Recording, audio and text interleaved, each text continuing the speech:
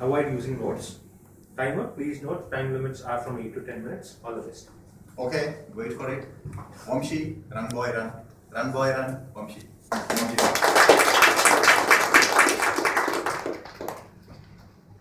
Oh God! So sick that I again lost it. Am I going to win this time? Or should I stop trying again? Or am I born to lose again? What the holy crap it is. Dear Toastmaster of the day and all my fellow Toastmasters, a very good evening to all. This is how our emotions outburst when we get stuck up or something or fail to achieve something. We generally have this habit of crying over the spilled milk. But what we should have to win again?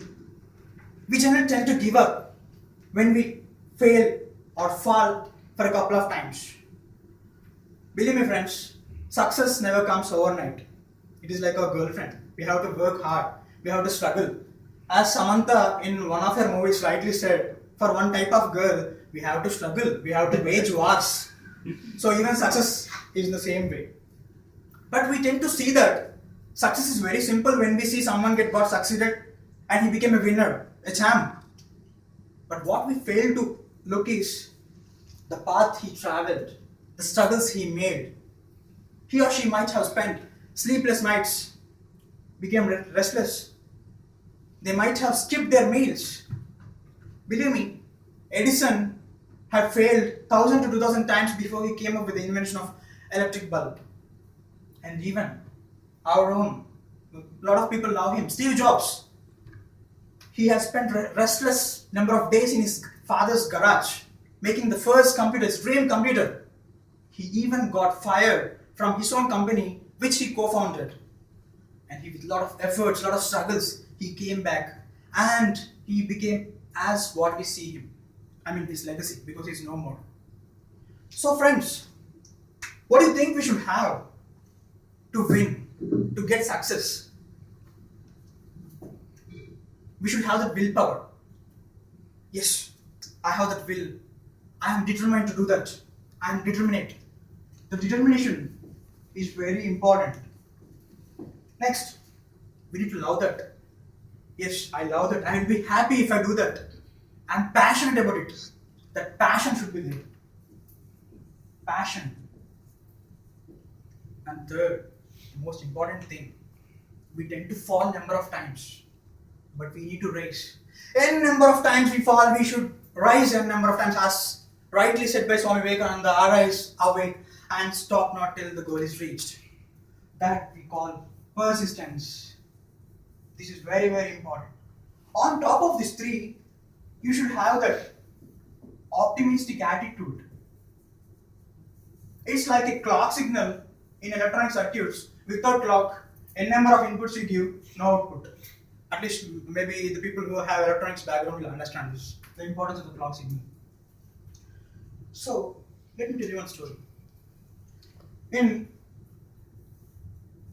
early 20th century, 1900s, there used to live two brothers in United States of America in Kansas State, Glenn Cunningham and Floyd Cunningham. Glenn of 8 years, Cunningham 13 years. People love these two brothers a lot because they always have a smile on the face, unlike me.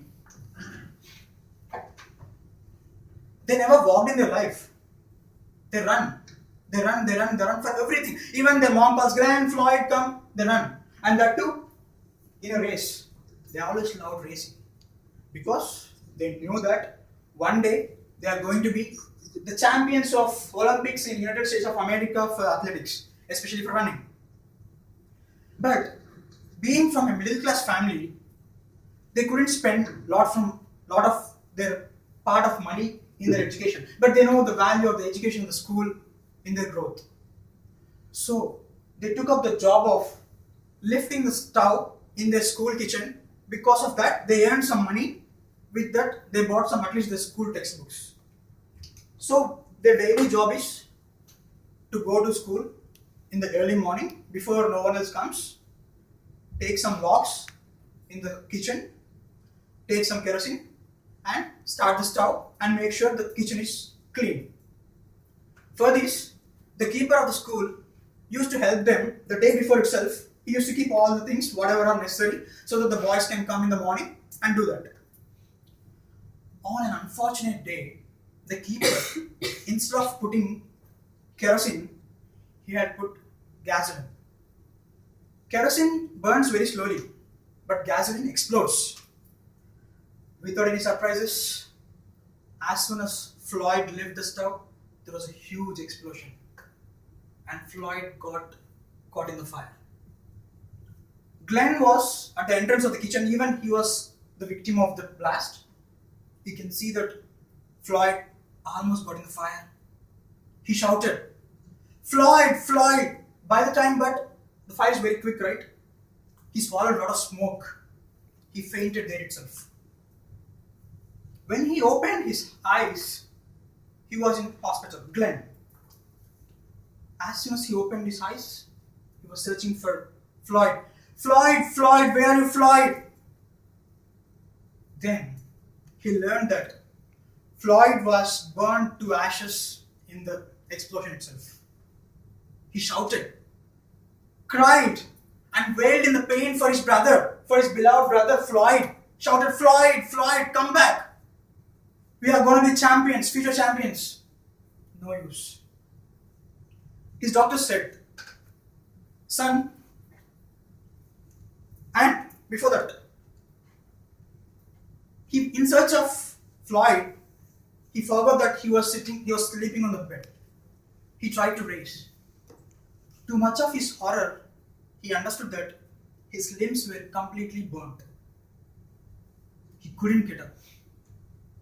His doctor said he will be never able to walk, and of course running is a myth. But he said, "No, I'm going to run. I'm going to run. No, my limbs are not dead. I should run for this world, and I should run for Floyd. He wants to see me as a champion." His passion for running did not die. His passion for becoming a champion did not die, but only his limbs were dead. All the bones, tissues, all got badly burnt.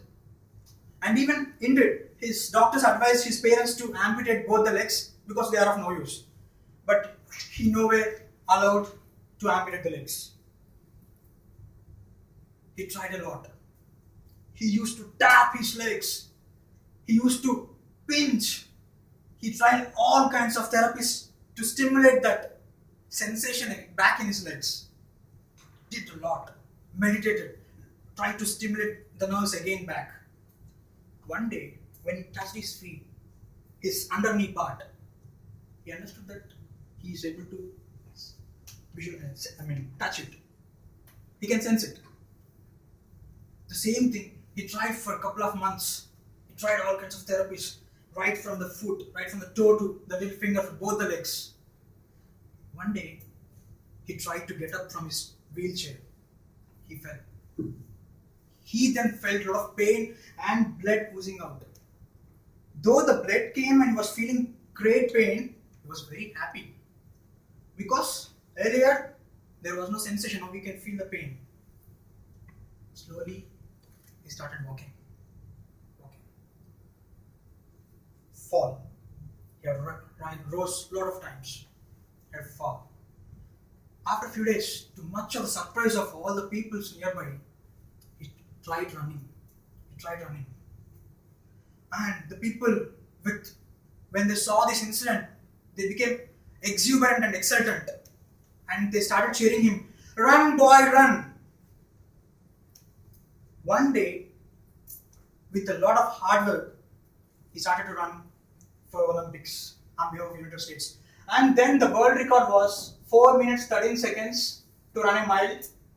His dream was to finish the mile in 4 minutes, but at least he ended up in 4 minutes 4 seconds. He is nicknamed as Kansas Flyer, the Eckhart Express, the Iron Horse of Kansas. So my dear friends, what do you infer from this? We can do miracles if we have all these things: determination, passion, the persistence, the courage to rise, even though we fall number of times. And the most important thing, the optimistic attitude. Even I myself a big pessimist. Our good friend Sandeep, he used me as a subject in one of his speeches and pointed me as a pessimist. Of course, he did not mention my name. I tried to become optimistic in my life. When I learned that lots of things, beautiful things happen in my life, irrespective of the failures I have faced. I survived 2 deadly accidents in my life. Then I feel that yes, life gave me some beautiful things which I need to cherish. So friends, with this optimistic attitude, with all these 3 characteristics, you just run, keep on running, even though how much distance you have that goal, and just people will get enthralled and inspired by your running, and just the shout, "Run, boy, run!" Over to the Toastmaster of the day.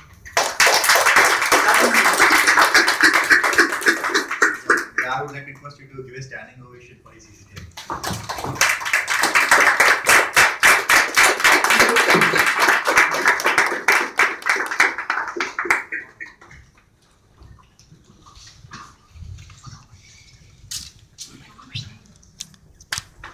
Oh God, that was touching. Everybody wants to